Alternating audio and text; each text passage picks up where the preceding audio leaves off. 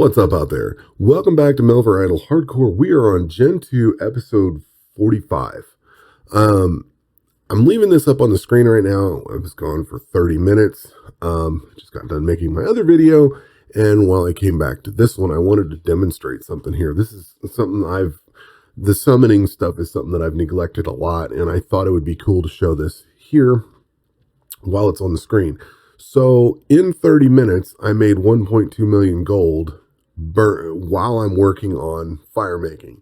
And the reason that happened is because of the monkey and devil synergy against burning magic logs. 196 magic logs made me 1.2 million.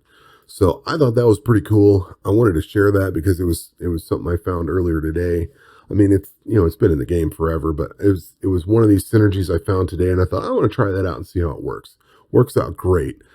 So let's see. I am also running that with the jeweled necklace, which gives you 5% global gold, and the coin purse, which gives 10% global gold, and the sneakers, which gives 5% global gold, and the signet ring, which is supposed to give 100% gold from all sources. I don't feel like this thing does everything it's supposed to do, but I don't know. But this is the synergy that I'm running. I went and got some of these monkey ones earlier today, and the synergy itself, burning logs and fire making grants gold equal to 400% of its base sale price. So if you come over here and you look at, say, these magic logs, they're worth 600 gold. So is this a good money-making scheme? No, probably not. I would not advocate running this and trying to make money off of it. But if you're working on fire making and you happen to be burning off, I don't know, a few thousand of these magic logs, it's probably not a bad idea to do. Now, I have been running the devil and the mole, because the devil and the mole synergy gives you a chance to get diamonds. And I've got 50-some thousand diamonds, so that one works pretty good too.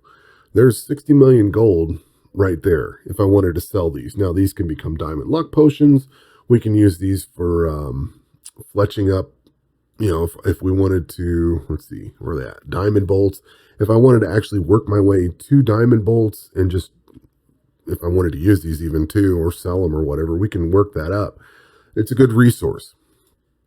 So my goal now is kind of a refresher is with hardcore, I'm going to give up combat for a while, and I'm going to go into working on mastery completion. And I wanted to do that because, I mean, my adventure account's running into the end game. My standard account's running into the end game. I've learned a lot with my standard account. So I thought, it'd be a good time to try to show how I would proceed or how I would go forward with completing this account. I was intending to at some point, and then I found I didn't need the achievements for it, so I quit doing it. And now I'm kind of back on board with it because I think it's interesting to look at. Makes the hardcore have a purpose other than just blazing through to the end game. There's not really anything that's going to kill us at this point, so it seems like a good time. Anyway, all that out of the way.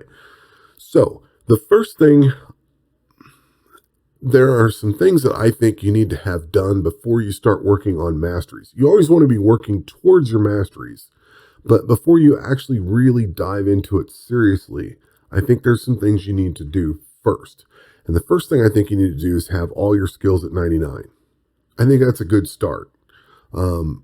Maybe not, but I think you definitely want to be through all of the dungeons and into the mist at a very minimum, because once you've completed all 4 of these god dungeons and once you've completed into the mist, you have the ability, I don't have them anymore, I've already purchased them all, but there are some skill upgrades that show up in here, either general upgrades or skills. I can't remember which one they are, but you get things like this Master of Nature. I think this one's, no, that one doesn't get a bonus. Art of Control. Let's see, mining gets Master of Nature. Smithing gets Art of Control. Rune crafting gets expanded knowledge. There's like 4 of them, one for each of the god dungeons. So once you beat the god dungeon, you're able to buy that upgrade. And these give you minus 15% intervals. So it speeds things up. It makes it go faster. And the key to Into the Mist, you only have to beat it one time. Once you've beaten it, you get this passive slot unlocked. And once you have this passive slot, that means you can start equipping extra stuff up here and get your bonuses. So you have all your skills, most all of your, I shouldn't say all, but most all of your skills being accelerated, so they're going faster, and you can equip more equipment to make things go faster, get more bonuses out of it, things like that. And once you have level 99s and all these, you can do the all skill cape here, the max skill cape. So you get so many benefits from that, and you kind of position yourself to be in a really good spot for upgrading all the mastery stuff. The other thing you want to look at doing is setting up agility. And the agility stuff will change as you change your goals, depending on what you're doing. Right now I'm working on fire making, so I have this one here for fire making on agility number 2. It's a -4% fire making interval, so it makes that go faster. And then there's also this one here for making wood cutting go faster. So I've got that. I've also turned on, now some of these are, I've left this one on coal stones. There probably could be some of these, this isn't where things need to be. This is just where they are currently. I need to make changes on this. I just haven't got there yet. But a lot of these offer, let's see, somewhere in here. This one here's got summoning interval and mastery. So a lot of these have mastery in here. I thought there was one. This has got agility interval. So if we're working on agility, we want to change that, which it's already set to. This one here, I want to say there's one. Boy, it's making a fool out of me. I thought there was some that had, oh, this has got mastery. I know this has got plus 8% global mastery here. I just need to get some Dragonite bars. But a lot of these have some kind of mastery. Here's global skill and mastery. You're going to lose resource preservation and, stuff like that. But you're going to gain 2% global mastery. It's not much, but over time it adds up. So at some point you'd want to retool all your agility. You're definitely going to want to work in your summoning, as I'm trying to demonstrate here. Like I have a big stack of diamonds, and I'm now making just extra money for doing nothing. All I'm doing is burning logs and making money. So I think some of those things are well worth trying, which again, you're full all 99s all the way across the board. You've got all these skills boosts and everything. You've got the passive slot. I think that's the best time to start working on masteries, because you've got all the tools in place. There's not really anything you're going to want. Like I don't have to wait on mining to hit 99 to do something. I don't have to wait on this to get anywhere. All the waiting is done. Now you're just grinding out the masteries. So it's kind of where I was driving with that. I'm down to 2 of these left, and that's going to be magic and redwood, and they're the slowest thing to get. I think I had to let this go all night to woodcut. I do not have all of my wood chopped out to all the masteries. One thing that I learned on my standard account is I just started going down from top to bottom. I finished off wood cutting. I kept all the wood. I did a bunch of fishing, finished off fishing, and then I went to fire making. You know what I mean? I just kind of went down the list, and I was like, yeah, I'll just keep going this way. That is not the way you want to do this. The best way you can actually do things, in my opinion, you want to start with fire making, because number one, if you maintain this 95% mastery pool level, you will get a 5% increase global mastery globally. That's all across the board. So all the non-combat skills get another 5%. In addition to that, once these are all done, once all these are completed, all these here, you get 4, 8, 9. So that's 2 1/4, because every one of these gives you 0.25%. So with this at 95% and then all these masteries done, that's another 7 1/4% XP, mastery XP across the board. Free. Plus with the mastery cape, I mean, again, if you have the max skill cape, this gives, the fire making cape itself gives you 5% global skill XP. Well, global skilling. But, if you've got the max skill cape, I guess it's not going to make much of a difference. But you're getting all the benefits. You're getting the coal that comes from this. You're getting, free coal. And depending on which synergy you're getting, money. You're getting all the extra masteries. That's why I'm pushing for this one first. that's going to be the big benefits that I see. And you can see from last week's video, I've just been working on this all week. I've maybe stopped to chop wood here and there, and then it's just been fire making. This is a very, very long, slow, and boring grind, and it's going to take me a few more days to get this done. This is going to probably take all day tomorrow, and then I've got redwoods, and I'm going to have to end up cutting more trees because I don't think I'm going to have enough to hit that level. Let's see, redwoods sell for 37 a piece. These sell for 600. So if there's any question on why you make some good money off of that, that's pretty much why. But you also have to have all these other bits and bobs equipped and, you know, all that kind of thing. So, I don't know what we're going to do after this. Once you get fire making done, you're going to have this extra 7.5% or 7.25% boost. So you can really go into anything and go anywhere. For me, I'm going to leave out wood cutting, fishing, and mining to the last for the most part, because these are all going to go into all the other stuff. Like at some point, you're going to need some wood, fish, or ore for something in agility or summoning or whatever. And I made the mistake of doing those first, and they're kind of used in everything. So there's kind of no point in working on those to begin with. I may do thieving.